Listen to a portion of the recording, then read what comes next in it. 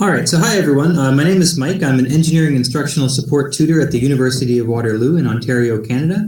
But before that, I was studying robotics and specifically robotic system integration and design. And so I was attracted to the OpenWorm project because it has a lot of systems engineering involved, and that's sort of where I'm at and where I'm interested in. And the particular system I want to focus on today is the mechanosensation system, or the capacity of the worm to respond to touch, and how the different neurons and behaviors all interact so that the worm has an actual quite rich repertoire of behaviors dealing with its response to touch. So very broadly, mechanosensation is touch. So stimulation leads to motor response. This is almost always true, that there's some kind of a stimulation which is then induces a body deformation, and the body deformation then travels through essentially two pathways, and I refer to them as sensation and nociception. So nociception, we might call it pain response or harshness response. They are in fact distinct. So sensation would be something gentle. Say the worm would bump up against an obstacle, or the worm would bump up against some food, whereas nociception might be due to, say, a predator is trying to attack it, and it would actually recruit different neurons. So those neurons would modulate the severity of the response and which behavior is selected, and that's why I have them down as two different pathways. And then these two things go into interneurons, which typically are called the command neurons, and then those interneurons directly cause a motor response by activating the muscle neurons. And so that's the general idea, the block diagram of mechanosensation. So now let's dig a little bit deeper and let's take a look at what that looks like in more detail. So everything begins with forces, and typically we call them touch forces, but they come in multiple regimes, and the literature calls that gentle and harsh. Basically, there are two major regimes in which the worm is studied. The gentle touch is from 0 to 20 micronewtons, and harsh from 100 to 200 micronewtons. Generally speaking, anything above 200 micronewtons actually causes physical damage to the body of the worm, and as a result is not considered harsh touch, is considered something worse. And what you actually see there is that the worm's behaviors are impacted negatively. So the worms, for example, cannot move as quickly or cannot move as well. So anything above the 200 micronewton zone is well beyond what we call harsh touch.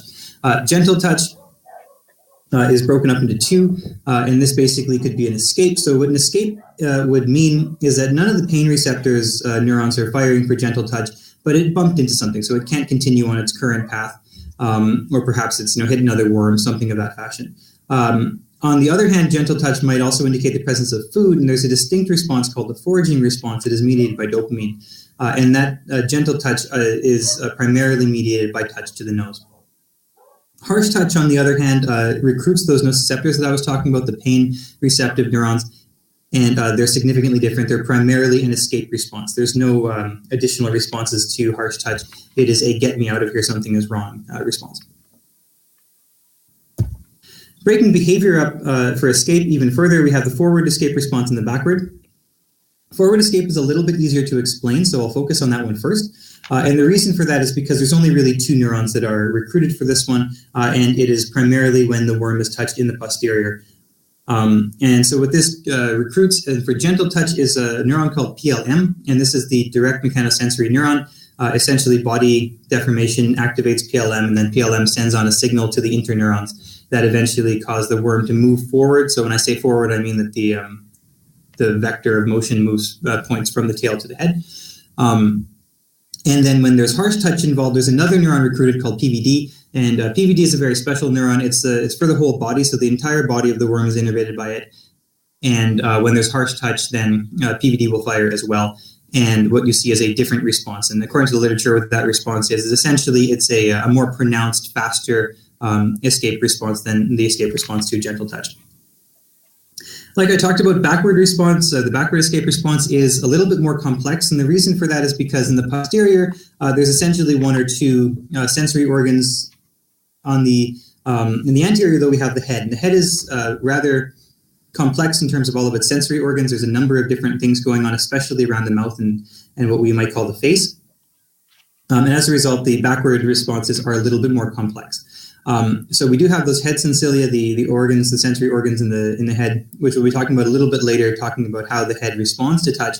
But then the anterior body itself is innervated by the the neurons ALM, which is equivalent to the PLM neuron in the posterior, and then PVD as well. So like I said, and I'll be saying a couple times for the presentation, PVD is a whole body sensory neuron that only responds to harsh touch. It only really induces a strong escape behavior. And then we might consider ALM and PLM to be the direction of escape selectors.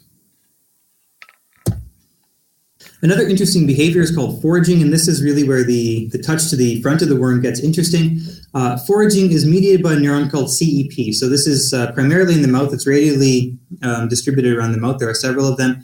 And the literature calls it texture-based. So what that means is that the worm is actually capable of sensing when it's hitting only a small thing like a bacterium compared to a larger thing like a barrier, say a barrier like another worm, for example. What CEP does in response to detecting that there's food in front of it is it'll actually release dopamine extrasynaptically. So this affects the whole body of the worm, just this dopamine release.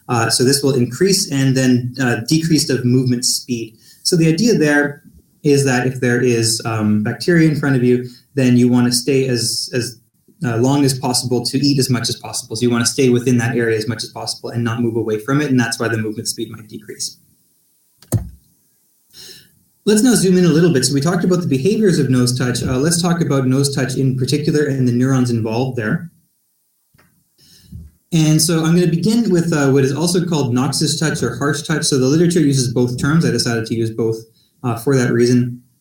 And so touch activates potentially two neurons. So these neurons are called FLP and ASH, and these are in the head of the worm. FLP responds both to gentle and harsh touch. So it's a polymodal neuron. It also responds to different regimes of touch depending on what other neurons are active. So FLP is a little bit more complex, whereas ASH is primarily there for sensing noxious stimuli, what we might term pain. And ASH responds only to harsh touch, something that, again, indicates that the worm has to move away from whatever is the cause of that harsh touch. In terms of their similarities, so they're both involved in nociception, or what we might call pain reception, and they are both polymodal. So ASH can do noxious chemicals as well as lighting and touch and a bunch of other things. FLP is primarily indicated in touch and as well as temperature, and they only are localized in the head and neck. So this is where their receptive fields are. So they do have some similarities, but that being said, there are in fact significant differences. And that's where we come to here, which is what we might term the FLP-OLQ-CEP interaction. So it's a lot of acronyms. These are three neurons that are responsible. Essentially, they act as a behavior selection circuit for head and nose touch. I'd like to talk a little bit about how that might work. We've already talked about the CEP neuron. So that's the neuron that detects whether or not there's food in front of the worm. FLP is potentially nociceptive as well, but then OLQ comes in, and that's another whole head, whether or not the worm is touching something with its mouth. And so you'll see in the diagram here, it says that one of the behaviors is head withdrawal, and that's OLQ mediated. One of them then is a dopamine release, and that is slowing, and then FLP can handle some pain responses as well. The interesting thing about this neural circuit is that it acts, and this is from Schaefer 2015, as a coincidence detector. And so what that means is that if a single neuron is firing in this circuit, then a particular behavior is activated. For example, if CEP is the only one firing, then what you will see is a slowing response. However, if all of them are firing, then what you're going to see is an escape response, either a head withdrawal or a whole body escape response. So this is what we might term a small subset of a behavioral selection circuit. And that's one of the major differences between FLP and ASH, whereas ASH is primarily indicated in pain responses or noxious touch stimuli. FLP can actually be used to do more complex things. Talking a little bit more about the foraging response and how it works. So the one question that we might ask is it actually a mechanical response? For example, perhaps the bacteria release a chemical and the chemical is sensed, and that's what causes it. But it is in fact demonstrably not a chemical response. So although the worm is capable of moving towards bacteria using chemical gradients, the foraging response is demonstrably not chemical. And the way you demonstrate this is quite interesting. You take some sterile beads of various sizes, and these beads essentially emulate the mechanical forces that the worm might encounter if it was in fact hitting bacteria with its mouth. And the worm still exhibits these slowing responses. So although the sterile synthetic beads are certainly not bacteria. They're certainly not releasing any chemical signals to indicate that they're edible. The worm will still try to consume them. The next thing is it's a graded response, and the gradation depends on how food deprived the animal is. So, for example, a starved animal, so an animal who hasn't had food for more than 30 minutes, put into an area with a lot of bacteria or the sterile beads will in fact show a greater response. And what that greater response means is a significantly more slowing, so the worm will move forward at a much slower pace, if at all. It might actually stop. And animals that are well-fed do not exhibit, as pronounced, a slowing behavior. And finally, again, the literature uses the word texture-based. So small bacteria are distinguishable from a large obstacle, and that neural circuit, the FLP-OLQ-CEP neural circuit, is one of the primary drivers for selecting the behavior of whether or not the worm is in fact touching bacteria or a larger obstacle. So let's move a little bit away from nose touch and move into body touch itself. So nose touch is rather complex. Body touch is a little bit simpler. And the reason I'd like to talk more about body touch is because it actually gives us an avenue for further exploration. Now, by the end of the talk, we'll get to a discussion about how the posterior touch and the forward escape mechanism can be explored further. And again, it is a little bit more simple than the head touch. So like I said, the two neurons that are primarily important for this is PLM and ALM. And they do broadly similar things. So they both have on and off responses. That is that they both have a membrane potential change when the force is applied and also when the force is released. They are graded. So what that means is that the magnitude of the membrane potential change is dependent on the strength of the input stimulus, the strength of the touch. And they're actually mutually inhibitory. So I'll be showing a neural circuit a little bit later, talking about what that looks like. And basically the idea is that if PLM is active, that might indicate that there's a posterior touch occurring and the worm has to escape forward. If ALM is active, then that would be an anterior response and the worm should escape backwards. Obviously the worm cannot escape both forward and backward at the same time. So they are in fact inhibiting each other so that only one of the two behaviors is selected at a time. So just showing what this looks like. So from O'Hagan 2004, they were actually able to do some experiments to record the neural activity. This is PLM. They recorded that ALM was similar. And what we have is in a diagram they called C. The touch is turned on. Essentially, they push on the worm. And then we see this membrane potential change. And on the bottom is an output current as well. And then when the touch is removed, we see the exact same membrane potential change. So that's the on-off response I was talking about. And then in the next diagram over, we can see that graded response. So the magnitude of the output current and therefore the magnitude of the membrane potential change depends significantly on the magnitude of the touch. There's another neuron called AVM. Unfortunately, this one is not as well explored as the others, so I'll give just a cursory explanation of it. It is involved in the backward escape response, and it appears to directly stimulate the motor command interneuron, so it actually seems to be directly sort of controlling that behavior. However, it does not inhibit the posterior escape response, so it seems to be primarily an interneuron that sort of causes a behavior to occur, but it doesn't prevent any other behaviors from occurring. And the final neuron that we'll be talking about here is PVD. So PVD is the whole body pain sensing neuron. This is the neuron that distinguishes between whether the worm is going to escape due to a gentle touch or whether it's going to need a harsher response to get out of the stimulus as fast as possible. It is non-directional, like I said, so PLM, ALM, and PVD work together to determine, number one, which direction, and number two, how much magnitude should be produced of the response. And PVD is indicated to modulate the strength of the response. So again, the magnitude of the bends and the magnitude of the escape. And you can see the diagrams there. The diagram D, when harsh touch is applied to the worm, the PVD neuron has a strong output. However, when gentle touch is applied, basically there is no strong output whatsoever on PVD. And that's how that modulation happens. So somehow that nociception causes the escape responses to be magnified. So let's now talk about organization of the body touch neural circuit. So I would love to be able to say this is how it works. It's nice and simple like this. Unfortunately, it's not quite the case, but this is a fairly good high-level overview. And in particular, what this says is which neurons are primarily responsible for each of the behaviors. So at the bottom, we have VA and VB. These are the forward and backward motor neurons. These ones are more or less what they say they are, so they do in fact induce a forward response and a backward response. Moving up the level there, on the left we have the trio, AVD, AVA, and AVE. We might refer to these as the forward command interneurons. So these are responsible for modulating and controlling the motion of the worm when it moves. The backward command interneuron, so when it's moving backwards. And then on the right we have AVB and PVC. These are what we might call the forward command interneurons that actually cause the worm to move forward. And I would, again, like I said, love to say it's that simple. Unfortunately, it isn't. We can't just say AVB is responsible for moving forward and that's it. There is, in fact, quite a bit of interaction between all of these neurons, and we'll get to that in a later slide. But what is certainly true is that those neurons, those interneurons there on either left and right side, are the ones that are most strongly related to those escape responses forward and backwards, and just general locomotion. And so we might say that, maybe 80% of the response is due to those neurons, although the exact number, of course, is up for debate. Moving up again, we see ALM and PLM, and what's important is those gray lines, and hopefully you can see my cursor, but the gray lines here indicate that we have inhibition.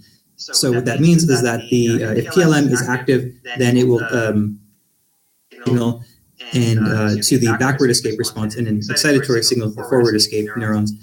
And in that sense, we will have the worm not trying to escape both forward and backwards. And then at the very top, we see the PVD, which is exciting both forward and backwards. And again, that's for that nociception, as well as FLP, and then AVM as well, is directly stimulating the command interneurons. So that's how everything is organized. But let's talk a little bit about that motor neuron circuit, because unfortunately, it's not quite that simple when you dig a little bit deeper. So this is a mapping of the connections from the connectome of those command interneurons. So this is ignoring the mechanosensory neurons. This is primarily focusing on those command interneurons. Certain organizational principles were retained from the previous diagram. For example, on the left, you can see that AVB is directly stimulating with this particular pip called EF, which in the previous diagram was called VB. And then AVA is directly stimulating EB, which again, the previous paper was termed VA, so apologies for the notation mix-up. But you'll see this is a strongly connected network of command neurons. And what else is quite interesting is that the arrows here indicate a chemical synapse and the dotted dashed lines indicate a gap junction. And we might ask the question, well, what are all these connections for? So Rakowski in 2013 suggested that perhaps most of these connections are inhibitory. So what this might mean is that we have what we might term a behavior selection circuit. And essentially, most of the connections being inhibitory says that once, say, 20% or 70% of the neurons are inhibited, then the ones that are primarily responsible for the particular behavior, like forward escape, are active. They're no longer being inhibited, and they cause that behavior to happen. And so a lot of the literature does point to these as being a behavior selection circuit. However, it may not be quite so simple to say that these connections are inhibitory, and I'll show you why. So there's a lot of redundancy going on as well in the responses to touch. So one particularly interesting study, you can ablate AVB, so you take away that neuron. And so AVB has been indicated to be the command neuron for forward motion. So if it's gone, theoretically, the worm should not move forward. However, if you touch the worm, specifically posterior touch, you do in fact get forward movement. Now this isn't as strong as it would be if AVB were there, so it's certainly muted, but it's still there. So this doesn't exactly lend credence to the idea that every connection there is inhibitory. Something must, in addition, be going on to further stimulate the forward motor neurons. And unfortunately, we can't simply say that it's AVB is responsible for that. So an open question then, and I'm focusing on PVC. So how does PVC initiate forward escape? So what PVC is the interneuron that directly is connected to PLM. And as you recall, PLM was connected to a mechanosensor. So essentially, the circuit would be that PLM causes a stimulus to arrive at PVC. PVC then should be initiating that forward escape. And the reason I'm focusing on this is because although in general I can't say that X neuron does Y, PVC is definitely a different story. So like I was saying, PLM and PVD stimulate PVC. There's quite a bit of acronyms flowing around, sorry about that. And the action is graded and it certainly initiates escape. So PVC will then initiate the escape depending on the strength of the response coming in from those upper two neurons, PLM and PVD. Now, the reason I'm focusing on this one is because it does provide a simple and nice and coherent neuron, and the reason for that is because it is actually necessary for the escape response. When PVC is ablated, you simply do not get a touch response at all. And so that's pretty handy. What that means is that we can study the behavior of PVC in isolation. We might be able to approximate the rest of the neurons and the rest of the neural circuit, but we can look at how PVC works and ask questions like, how exactly does it do this? How does it cause that escape response? Unfortunately, as in many things, there are competing models.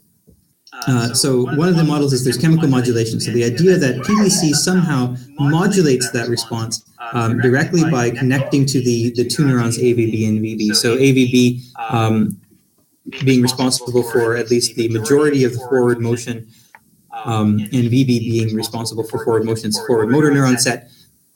So the idea is that the synaptic weights might change with the PVC activity. So when PVC is providing an input, the weights between AVB and VB are changing. The question there, though, if that's true, so first of all, what exactly is changing? So the what is it that is being changed between AVB and VB? But why does PVC synapse onto both? So why is it that PVC has to change the synaptic weights of both AVB and VB? What is going on there?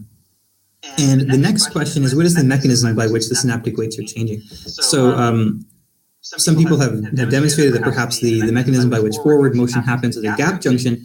So presumably what's happening is that the membrane conductivities are being reduced. However, there's no evidence yet that I found in the literature that gives a clear explanation of how PVC's action causes any changes whatsoever in the other gap junction or chemical junctions there. So the question is still quite open as to how that works. Another model that might be considered is gap junction modulation. So the idea that the gap junctions aren't just stimulating and causing the neurons to fire, but also that somehow they actually work together or work oppositely, and that's where some competing models come in. So in 2011, a study was done, and the suggestion was that the gap junctions actually inhibit opposite motion. So the gap junctions are more than just stimulating forward motion or stimulating backward motion. It's the sense that when the gap junction for forward motion is active, then an inhibitory signal is also sent to prevent the opposite motion from occurring. 11, there was a disagreement, and it turns out that someone else, Liu in 2017, has suggested that gap junctions actually work together, and Liu's paper explains that that might be the mechanism by which forward motion is possible when you ablate AVB. With all of this is that it sort of ignores where PVC comes into the picture. So how does PVC interact with these gap junctions? And in fact, are the gap junctions responsible for this kind of motion? Are they inhibitory? Are they excitatory for each other? Do they work together? All of that is still an open question, especially because we have two relatively recent papers with results that disagree with each other. And the final question we might ask is, if this is true, so if it is in fact primarily a gap junction, perhaps PVC does change membrane conductivity, then why is it that AVB also chemically synapses onto VB? So what is the purpose of having two different ways of activating the same neuron, and what did they do? So ultimately, all of this comes together to say, unfortunately, we don't know to the best of my knowledge, but it is an interesting area for further research because really there's only a few neurons we need to focus on. And if we can solve the problem here, we might be able to move into, say, the backward escape responses or the entire motor control with more confidence. Some conclusions. So overall conclusion there is that the behavior response to touches are rich and varied. So there's a significantly more complex behavior response going on there than just moving away or towards a stimulus. The behaviors, though, they do depend on the interaction of neurons. So we can't single out a single neuron that says if this neuron isn't there, then the entire response is not going to happen. PVC is our closest candidate to that, and that if that neuron isn't there, then escape responses don't happen. But that still leaves open the question of how does forward motion occur? When AVB is gone, why does forward motion still occur, and so forth? So we can't just peg a single neuron and say this is it. However, on the upside, a relatively small subset of neurons is in fact responsible for body motion and touch responses. So there are some 302 neurons, but I've only talked about maybe maximum 20 or 30 if you consider the fact that they're replicated along the worm's body. And so it's a relatively small subset that can be studied more or less in isolation because touch responses might happen in isolation of other responses as well. Most synaptic weights in the body command network may actually be inhibitory, so Rakowski did suggest that. However, the jury's still out, we're not entirely sure. However, we also know that these weights do in fact change. So for one mechanism for that is extrasynaptic dopamine that's coming out of the CEP neuron, and this has a clear function in reducing speed during the foraging behavior we talked about. So somehow that's depressing the action of either the muscles or the neurons, and whether that's due to a synaptic weight change or perhaps it's just due to a change in membrane potential is an open question. And one thing, though, that seems to be concluded, at least in recent literature, is that it is unlikely that synaptic weights are constant for motor control. So unfortunately, it looks like we can't just take a single synaptic weight set and say, this is it, upload it onto the worm and go. We'll have to also account for mechanisms by which these synaptic weights will change. So I'd like to thank you on that. I'm just going to post 2 of the slides. So these are just my references. I'm putting them up so that those interested in watching the recording can read them, so I won't go through them. But here's one page of references. I'll leave it up for another second or two as I talk. And then here is the other page. So if you're interested in those references, again, do pause the video and you can take a look at each of them. So thank you very much. Thank you very much. That was a very good talk. I have a few questions. One thing you talked about in the talk is the redundant function of some of these receptors in their network. I wondered if maybe there's some sort of like synthetic effect going on between them.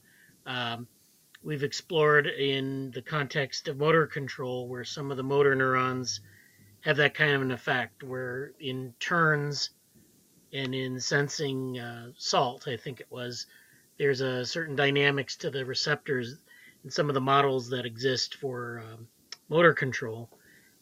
So, maybe there's some sort of effects where the receptors work together or suppress each other in a way that's not linear. Yeah, it seems that way. It seems as though we can't just point to a single set of neurons and say this is, this set deals with forward motion and this set with backwards. So it's entirely possible that Rakowski's results were fine, that in fact most of them are, most of the synaptic weights are in fact inhibitory, but also when they're not inhibitory, then that lack of inhibition may actually drive further behavior. And it's also entirely possible that the synaptic weights change from being inhibitory to being excitatory when some of the neurons are ablated. I'm speculating at this point. But certainly there's much more complexity going on than just being able to say that this is an inhibitory connection. I'm not sure we can certainly say that for certain. Yeah. Also, did you find anything about what happens in development in terms of these receptors? Do you know anything about like the development of the networks, for example, of different sensors and when they maybe become active in development? So for that one, I'm going to have to say no. I focused on the adult hermaphrodite. Actually, that's relevant to point out is that this is purely a study based on the adult hermaphrodite. I haven't even considered the male mechanoreceptors and that sort of thing. Yeah. I mean, for people who are interested in that, there might, and I don't know what the literature looks like on this, but there might be some interesting opportunities to look at what goes on during the larval stages of development. So in the post-embryonic stage where you get changes in the morphology, you get, for example, the Dower stage, which is a conservation of energy, a stage where they conserve energy, and they, grow this thick cuticle over their entire body. And, they have to sense the environment. They have to sense different concentrations of things in the environment at that time to come in and out of that stage. And so, there might be things going on with the cells there, whether it's just, changes in connectivity or actual morphogenesis. I don't know how you would figure that out. Also, I'm interested in what you're doing in the robotics group. So sure. Maybe you can discuss that a little bit. Yeah, absolutely. I sort of took on the interest in looking into these escape responses. That's one of the reasons that I was so interested in mechanosensation in particular. And what I'm looking into right now is actually that last question I asked. So let's head back to that slide, which is the open question here. How does PVC initiate forward escape? So at the moment, we can reasonably simulate motion of the worm. But the problem that we're having is that although we can do certain things like slow the worm down, we can speed it up, we can make its body bend more or less depending on the stimulus that we provided, we don't actually have much evidence to indicate that any of the methods we're using to do that are actually what happens in the worm. And so what I'm focusing on right now is exactly this question: how does PVC initiate forward escape? Doing to the neurons AVB and VB, how do the other neurons come into play? And how is it possible that, say, synaptic weights can change? How can we model that in a way that we can run it quickly enough in real time so the robot can actually interact? That sort of thing is what I'm looking at.